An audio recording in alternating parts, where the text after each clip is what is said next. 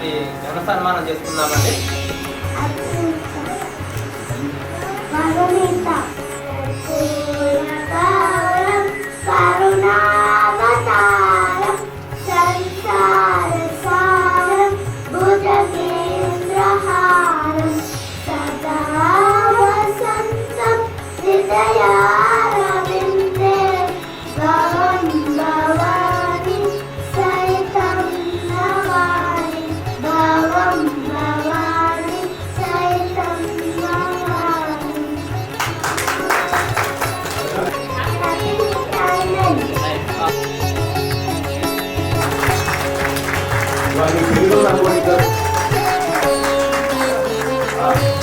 Management తరఫున తిరుగుబాటుగా అభ్యర్థన పత్రం 35 సందర్భంగా అభ్యర్థన పత్రం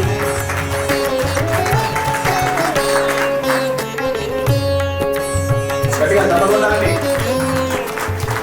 అద్భుతము అయ్యేది కూడా ఉన్న వల్ల గ్రూప్ కంటే చాలా యాక్టివ్ ఉండడానికి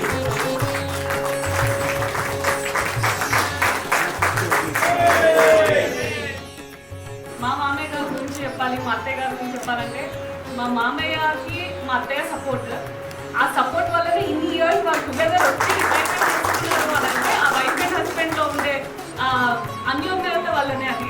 మా మామయ్య గారు ఫస్ట్ నుంచే నీకు వస్తుంది జాబ్, చదువుకో, నువ్వేం చేయకు పని అన్నీ మేమే చూసుకుంటామని చెప్పి వాళ్ళు సపోర్ట్ చేసినందుకు నేను చదువుకున్నాను, నాకు జాబ్ వచ్చింది. మా పేరెంట్స్ ఒక రీజన్ అయితే మా మామయ్య అత్తమ్మ వాళ్ళు ఒక రీజన్. చాలా థ్యాంక్స్. 3 సంవత్సరాల నుంచి చేస్తున్నారు, ఈరోజు రిటైర్మెంట్ తీసుకుంటారు. దానికి చాలా హ్యాపీగా ఉంది. ఇంకో విధంగా ఏంటంటే ఒక బాధ్యత కూడా పెరిగింది. యాక్చువల్లీ ఇన్ని రోజులు మమ్మల్ని మా నాన్నగారు అమ్మగారు చూసుకున్నారు, ఇప్పటి నుంచి మేము చూసుకోవాలి వాళ్ళని, అదొక బాధ్యత పెరిగింది. మా daddy first of all punctuality maintain చేస్తారు. ఇంకా ఏంటంటే చిన్నప్పటి నుంచి చాలా కష్టపడి మమ్మల్ని ఇద్దరికి బాగా చదివించారు.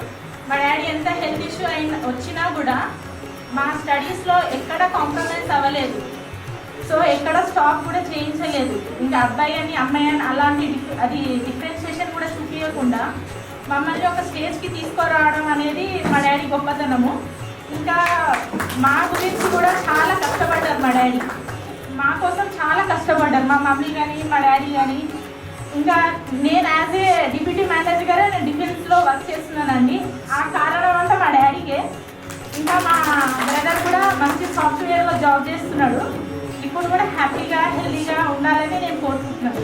మా మామగారు ఏంటంటే is like my father. So నేను యాక్చువల్గా ఎవరికైనా సరే రిటైర్మెంట్ అనేది లైఫ్లో ఒక పార్ట్.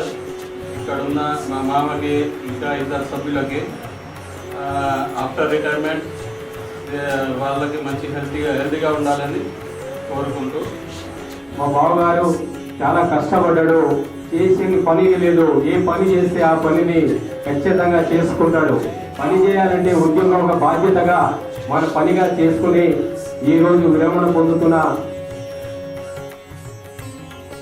రెడ్డన్న గారు ఫస్ట్ మా డిపార్ట్మెంట్లో డ్రైవర్గా జాయిన్ అయ్యి తర్వాత కొంచెము అనారోగ్యం ప్రాబ్లం తోటి మళ్ళీ రివర్షన్లో మా డిపోలో హెల్పర్గా జాయిన్ అయ్యిండు. నేను కేబుల్ మెకానిక్ నేను చెప్తుంటే అన్న నాకు ఈ వస్తువు ప్రాబ్లం ఉంది, ఇది కావాలి, ఈ బస్సు కావాలంటే అన్న అక్కడ వర్క్షాప్లో ఎవరితో సార్తో ఏం మాట్లాడుతుంటే తెలియదు, తీసుకొచ్చి నాకు చెప్తుండే తమ్మి నువ్వు అడిగినా కదా నీకు ఆ పాట తీసుకొచ్చినా అని చెప్తా ఉండే. ఉదయం 3 గంటలకి బస్సు స్టార్ట్ అవుతుంది. 3 గంటలకు స్టార్ట్ కావాలంటే ఆ బస్సుకి ఏ బోర్డు వేయాలి, ఆ బస్సు ఎక్కడ వెళ్తా ఉంది, ఆ సెక్షన్ అంతా అన్న అప్పుడు ప్రజెంట్ చూస్తూ ఉన్నాడు.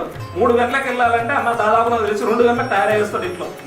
6 నుంచి మధ్యలో వడ్డిపో 20 నేను రిలీజ్ చేసేది 20 అంతా పైసా చిన్న పిల్లలు ఉన్నారు. అప్పుడు అందులో బయట ఉన్న ఇల్లు కట్టినా 90 అంతా మానవాళ్ళే. ఎన్ని నా 3 గంటలకు చేసినా కానీ అప్పుడు ఏ రాత్రి అప్పుడు టిఫిన్ కట్టి చేసేది ఏ గురువుకుండా ఎప్పుడు అప్పుడు 4 గంటలకు టిఫిన్ వెళ్ళిపోతుంది.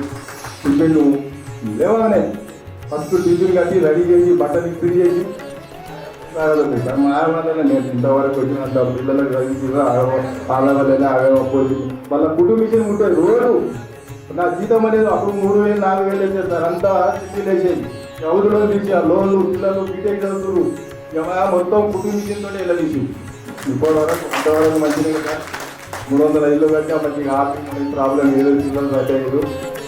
దేవుడు అందరూ హ్యాపీగా ఉంటా